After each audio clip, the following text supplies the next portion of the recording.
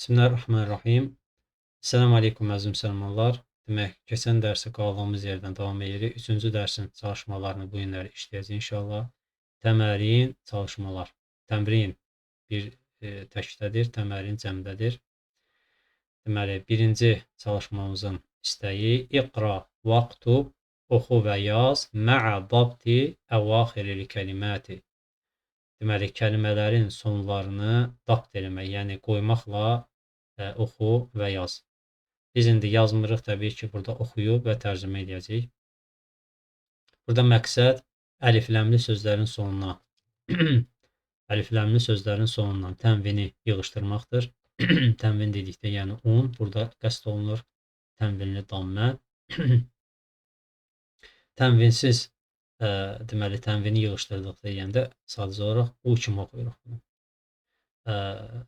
Tənvinsiz sözlər, yəni əlifləm olmayan sözlərin sonunu isə tənvinlə oxuyuruq.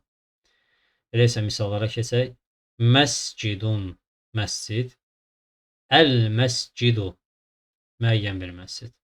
Əl-məu, müəyyən bir su. Məun, su. Əl-beytu, müəyyən bir ev.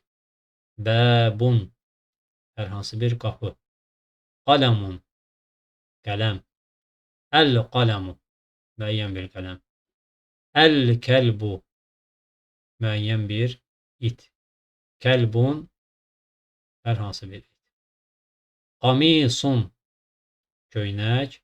Vələdun, uşaq. Əl-həcəru, müəyyən bir daş. Əl-vələdu, uşaq və yaxud da oğlan. Himərun, uzunqulaq. Əl-himəru, müəyyən bir uzunqulaq. Əl-hisanu, müəyyən bir at. Hisanun, hər hansı bir at. Bəli. Demək, ikinci çalışmamızda iqra vaktub, oxu və yaz. Oxuyaq əvvəlcə birinci bəndini. Əl-məktəbu məksurun, stol və yaxud da yazı stolu məksurun, sınıqdır. Əl-müdərrisu cədidun, müəllim yenidir. Hər dəfə burada müəyyən müəllim deməyə ehtiyac yoxdur. Sadəcə olaraq bəzi yerlərdə izah üçün bir daha təkrar edirəm. Əl-qamisu vasixun, köynək demək çişlidir. Köynək çişlidir.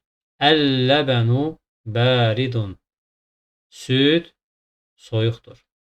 Əl-məscidu məftuhun, məscid açıqdır. Əl-həcəru kəbirun, daş böyükdür. Əl-ləbənu bəridun, süd soyuqdur. Vəl-məu hərrun, su isə hərrun, istidir. Əl-mühəndisu, bu birinci dəfə işlənilir. Əl-mühəndisu cəlisun, mühəndis oturaq vəziyyətdədir və yaxud da oturubdur. Vəl-müdərrisu vaqifun, müəllim isə ayaq üstədir. Əl-qaməru bəidun, ay uzaqdır. Əl-mindilu nazifun, demək, yaylıq və yaxud da dəsmal təmizdir.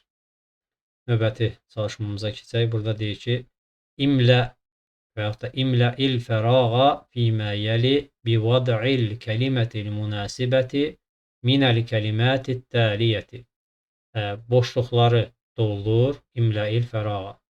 Fīmə yəli, gələn deməli cümlələrdə bivad'il kəlimətil münasibəti, münasib kəlməni qoymaqla minəl kəlimətid təliyyə.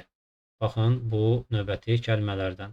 Yəni, buradakı sözlərdən hər hansı birini seçirik və bu boşluqlara qoymaqla oxuyub deməli, tərcümə edirik. Təbii ki, tərcümə sözü burada yoxdur, özümüz tərcümə edirik. Əvvəlcə birinci misalı oxuyaq. Deməli, ilk bəndimizə baxaq. Əl-həcəru, həcər daş deməkdir. İndi isə buradakı sözlərə baxırıq, hansı daha münasibdir. cəmilun gözəl, vasifun çirkli, məftuhun deməli açıq, hərun isti, thəqilun ağır, xafifun yüngül.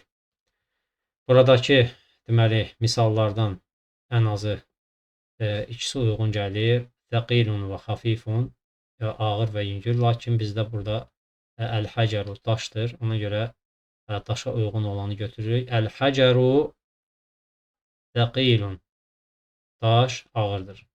Bir deməli söz artıq çıxdı. Növbəti sözlərə baxaq. Əl-bəbu buradakı sözlərdən baxırıq və məftuhun sözünü seçirik. Deməli, əl-bəbu məftuhun qapı açıqdır. Üçüncü bəndimizə baxaq. Əl-qaməru baxırıq və cəmilun sözünü götürürük. Əl-qaməru cəmilun ay gözəldir. Növbəti bəndə baxırıq. Əl-varaqu vərəq buradakı variantlardan ən uyğun olanı xafifun sözüdür, yüngül. Əl-varaqu xafifun vərəq yüngüldür. Növbəti əl-mindilu yaylıq və yaxud da dəsmal, vasixun və hərrun bu iki variantdan vasixun daha uyğun gəlir. Deməli yaylıq çirklidir. Əl-ləbənu bu da bir variant qalır. Hərrun süd istidir. Bəli. Sonuncu çalışmamızı da həll etdik. Əlhamdülillah. Növbəti dərsimizdə digər səhifədə olan çalışmaları yerinə yetirərik. Allah asanlaşırsın, bizlərə faydalı elmi asanlaşırsın və faydalı elm versin. Esselamu aleykum və rəhmətullahi və bərəkatuhu.